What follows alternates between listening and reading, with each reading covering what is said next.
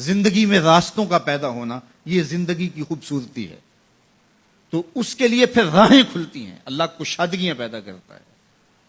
اور انسان کی زندگی کا بہت بڑا مسئلہ ہے، وہ کہتا ہے میری ضرورت پوری ہونی چاہیے، اور وہ اپنی سب سے بڑی ضرورت روزی روٹی کو سمجھتا ہے. حالانکہ سب سے بڑی حضرت انسان کی ضرورت ہدایت ہے، سب سے بڑی ضرورت. اور یہ وہ شے ہے جو ہم ہر روز ہر نماز کی ہر رکعت میں مانگتے ہیں، اہدنا الصراط المستقیم. یہ روزانہ مانگنا پڑتی ہے. اور رزق اللہ نے اپنے ذمہ کرم پہ لیا ہے. وہ ان کو بھی دیتا ہے جو نہیں مانگتے. وما من دابۃ فی الارض الا علی اللہ رزقها. زمین پہ چلنے رینگنے والی کوئی چیز نہیں جس کا رزق اللہ کے ذمہ کرم پہ نہ ہو. ہر شے کا رزق اس کے ذمہ کرم. پتھر کے اندر جو کیڑا ہے اس کو بھی وہ رزق فراہم کرتا ہے. اللہ اکبر. ہم تو کاروبار پہ جا رہے ہوتے ہیں، ہماری تو فیکٹری ہوتی ہے، ہماری تو ملازمت ہوتی ہے، دفتر جا رہے ہوتے ہیں اور ہمیں وہاں رزق ملنا ہوتا ہے. لیکن پرندوں کی تو کوئی فیکٹری نہیں ہوتی، ان کا تو کوئی دفتر نہیں ہوتا. جب صبح چلتے ہیں تو خالی پیٹ ہوتے ہیں، کبھی بھوکے نہیں آئے. بن توکل پنچھی اڑ دے، خرچ نہ پلے زیرہ ہو. کوئی خرچ نہیں لیتے، کوئی راس المال نہیں ان کے پاس ہوتا، کوئی ایک دن پہلے بکنگ نہیں کروائی ہوتی. کوئی فیکٹری نہیں ہے، کوئی دفتر نہیں ہے، لیکن کبھی بھی خالی نہیں آئے. فرمایا اللہ پر توکل کرنے کا جو حق ہے اگر وہ تم ادا کرو تو وہ تمہیں ایسے رزق عطا کرے جیسے پرندوں کو عطا کرے. تو یہ بات ذہن میں رکھیے گا کہ رزق اللہ کا ذمہ کرم ہے. اس کے لیے ہمیں یہ حکم دیا ہے کہ ہم کاوش کریں، اس کے لیے راستے ڈھونڈیں. لیکن اس کو اپنے اوپر طاری کر لینا یہ دانش مندی نہیں ہے. تو اس لیے سب سے بڑی ضرورت حضرت انسان کی ہدایت. اب اگر تقوی اختیار کر لے بندہ تو پھر یہ سب سے بڑا مسئلہ جو انسان نے خود سمجھا ہوا ہے یہ خود بخود حل ہو جاتا ہے. وَمَن يَتَّقِ اللَّهَ يَجْعَل لَّهُ مَخْرَجًا.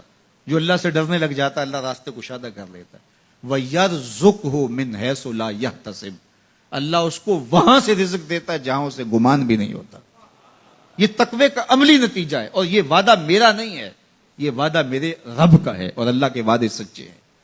یہ کسی مفکر نے، یہ کسی معاشیات کے ماہر نے نہیں بتایا کہ تم یہ کرو گے تو یہ نتیجہ ہوگا.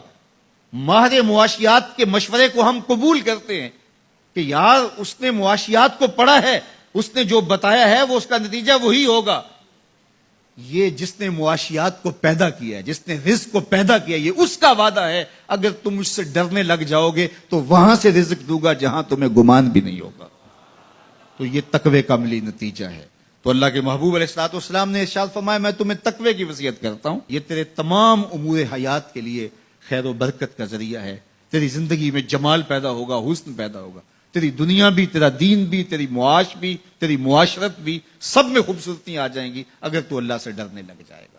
جو اللہ سے ڈرتا ہے پھر وہ کسی سے نہیں ڈرتا. اور اللہ سے ڈرنے اور اللہ سے محبت کرنے اور تقوی اختیار کرنے کا نتیجہ یہ ہوتا ہے کہ انسان پھر لا خوف علیہم ولا هم یحزنون کی عملی تصویر بن جاتا ہے. اچھا، یہ ایک جامع بات تھی جو حضرت ابو ذر رضی اللہ تعالیٰ عنہ کو حضور نے بتائی، لیکن ان کی طلب تھی. موقع ملا تھا حضور کی چوکھٹ پہ حاضری کا تو دامن طلب پھیلایا تھا تو کہا اب مانگ رہے ہیں تو پھر کم کیوں مانگیں ہیں. آج وہ مائل بعطا اور بھی کچھ مانگ. تو آج پھر جھولی پھیلا لی اور کہا زدنی یا رسول اللہ صلی اللہ علیہ وسلم. حضور یہ تو عطا کیا لیکن مجھے کچھ اور بھی ارشاد کیجیے، میری جھولی میں کچھ اور بھی ڈال دیجیے. تو آقا کریم علیہ الصلوۃ والسلام نے ارشاد فرمایا علیک بتلاوت القرآن و ذکر اللہ. میں تمہیں دو چیزیں بتاتا ہوں. ایک تو قرآن مجید کی تلاوت کو معمول زندگی بنا لو، اور دوسرا اللہ کا ذکر یہ اپنی زندگی میں اتار لو. جب تم قرآن مجید کی تلاوت اور ذکر الہی شعار حیات بنا لو گے تو آسمان میں تیری باتیں ہوا کریں گے اور زمین میں تیرے لیے روشنیاں پھیل جائیں گی. یہ تیرے لیے زمین میں نورانیت کا سبب ہوگا اور آسمان میں تیرا ذکر پھیل جائے گا. قرآن مجید کی تلاوت، قرآن مجید کے ساتھ شغف پیدا کیجئے اور اپنی زندگی کو قرآن مجید کے ساتھ جوڑ لیجئے.